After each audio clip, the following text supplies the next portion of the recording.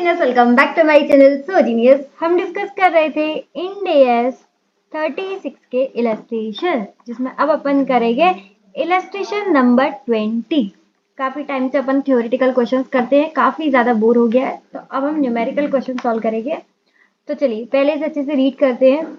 XYZ Limited has a cash generating unit plant A as on 1st April 2011। तो XYZ Limited एक company है जिसके पास एक CGU है, सीजीयू का नाम है प्लांट ए, और ये कब की बात है? 1 अप्रैल 2011 की। इसका अपन को कैरिंग अमाउंट भी दे रखा है, having a carrying amount of ₹1000 crore. आगे plant A was acquired under a business combination and goodwill. अच्छा, ये हमने बिजनेस कॉम्बिनेशन में हमने खरीदा है, ठीक है, एक्वायर किया, और जब एक्वायर किया होता है तो उसका गुडविल को अपन कंसीडर करते हैं, ठीक है। और गुडविल कितना है? 200 crore was allocated to it.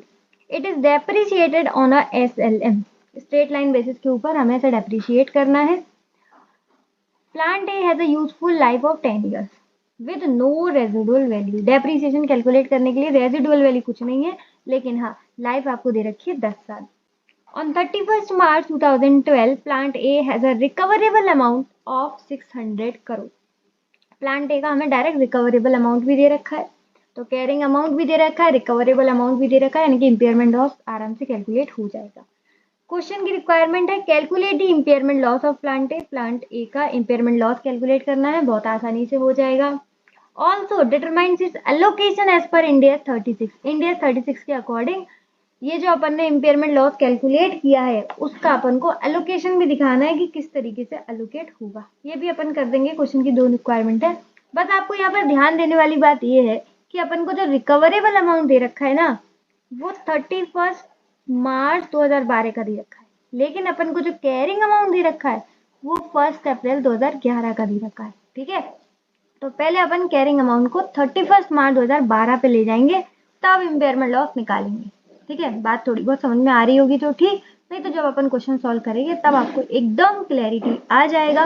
तो चलिए फटाफट से कॉपी और पेन निकालते और इलस्ट्रेशन नंबर 20 को भी आसान बनाते हैं। हाँ जी, तो कॉपी पर लिखिए इंडिया 36 का इलस्ट्रेशन नंबर 20 का अपन कर रहे हैं सॉल्यूशन। और क्वेश्चन की मेन दो रिक्वायरमेंट थी। तो पहली है हमारी calculation of impairment loss. Impairment loss का फॉर्मूला आपको पता ही है। इम्पेयरमेंट लॉस कैसे कैलकुलेट करते हैं? Carrying amount minus recoverable amount. यहाँ ध्यान देने वाली बात यह है कि रिकवरेबल अमाउंट अपन को कब का दे रखा है? 31 मार्च 2012, ठीक है। तो कैरिंग अमाउंट भी अपन को 31 मार्च 2012 वाला ही करना पड़ेगा। अब इसको कैसे करेंगे देखेंगे। सबसे पहले कैरिंग अमाउंट में दो है, एक है हमारी अदर एसेट्स और एक है हमारा गुडविल। एक है हमारी अदर एसेट्स और एक है हमारा गुडविल। गुडविल अपन को दे रखा है 200 और अदर एसेट्स अपन को दे रखे हैं 1000 के। अब गुडविल पे तो डेप लगाएगा नहीं, ठीक है, अदर एसेट्स पे लगेगा। तो अदर एसेट्स पे कितने का डेप लगेगा? 10 साल है, तो 1000 डिवाइडेड बाय 10 कर दो, आ जाएगा 1 साल का आपका। कितना आ गया? 100। तो उसको अपन कर देंगे माइनस, तो ये आ जाएगा 900, ठीक है। और इस पर तो डेप लगेगा नहीं, तो ये आ गया 200। तो अब यहाँ पर हमारे कैरिंग अमाउंट आ चुकी है 31 मार्च 2012 के। और इसका तो अपन को पता ही है कितना है, इसका कितना गिवन था?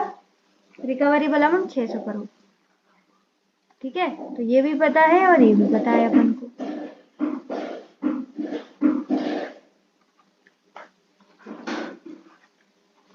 सबसे पहले 900 प्लस 200 1100, तो 1100 में से 600 माइनस करोगे तो इम्पेयरमेंट लॉस आ गया हमारा।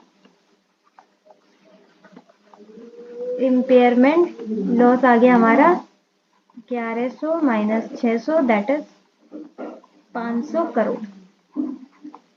आ गया समझ में? तो पहले अपन को कैरिंग अमाउंट 1000 से 31 मार्च को ले जाना पड़ेगा, और 31 मार्च को ले जाएंगे यानी कि 1 साल हो जाएगा। 1 साल हो जाएगा तो अपन को उस पर डेप चार्ज करना पड़ेगा। 100 का डेप चार्ज हो गया तो उसका वैल्यू आ गया 900। गुडविल पे कोई डेप चार्ज नहीं होता तो वो 200 ही है, तो 900 और 200 ये आ गया 1100। और इसमें से अपन ने रिकवरेबल अमाउंट माइनस किया 600, तो ये आ गया 500, ठीक है। इसको क्लैरिटी के लिए मैं इस तरीके से लिख देती हूँ।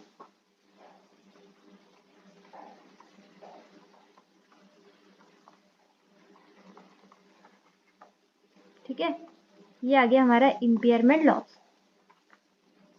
अब क्वेश्चन की सेकंड रिक्वायरमेंट थी इम्पेयरमेंट लॉस का अपन को अलोकेशन करना है, अलोकेशन ऑफ इम्पेयरमेंट लॉस। तो अलोकेट किस में करेंगे? ऑब्वियसली बात है जो एसेट्स हैं उसी में करेंगे। तो पहला हमारा अलोकेशन किस में होता है? गुडविल में, उसके बाद अदर एसेट्स में। तो गुडविल हमारे पास कितनी है? 200, ऊपर ही लिखा हुआ है, और अदर एसेट्स कितनी है? 900।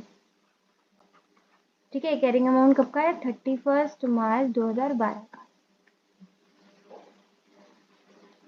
टोटल हमारे पास कितना है? 1100, और टोटल हमारे पास इम्पेयरमेंट लॉस कितना है? 500।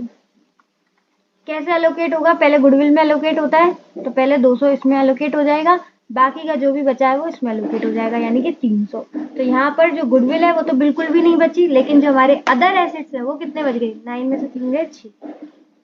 तो टोटल हमारे जो एसेट बचे हैं वो 600 करोड़ बचे। ठीक है, समझ में आ गया? सिंपल क्वेश्चन था। तो यहाँ पर उन्होंने हमने क्या किया है? इम्पेयरमेंट लॉस भी दिखा दिया उन्होंने किस तरीके से एलोकेट किया है। पहले 200 गुडविल में, फिर 300 अदर एसेट्स में, टोटल इम्पेयरमेंट लॉस चार्ज हो गया, एडजस्ट हो गया यहाँ पर 500। उसके बाद हमने रिवाइज कैरिंग अमाउंट भी कैलकुलेट करके दिखा दिया। वैसे इसकी ज़रूरत तो थी नहीं, उन्होंने मांगा नहीं था, लेकिन फिर भी हमने पूरा टेबल कंप्लीट करके रख दिया। ठीक है, तो अगर रिवाइज कैरिंग अमाउंट भी आ जाए आपका एग्जाम में क्वेश्चन, तो आप ऐसे कैलकुलेट कर सकते हो कि गुडविल बिल्कुल भी नहीं बचा और अदर एसेट्स हमारे बच गए 600। तो टोटल हमारा हो गया revise carrying amount of asset that is 600 crore. सही है। मॉड्यूल के आंसर से हमने थोड़ा सा अलग प्रेजेंट किया है, जस्ट टू वे मोर प्रेजेंटेबल। उम्मीद है आपको भी लगा हो, तो कमेंट करके ज़रूर बताइएगा। और आज के लिए बस इतना ही। फटाफट से लाइक शेयर सब्सक्राइब कर दो चैनल को। इसी के साथ इसी तरीके से खुश रहिए, मुस्कुराते रहिए। मिलते हैं नेक्स्ट वीडियो में, तब तक के लिए bye bye, be happy always.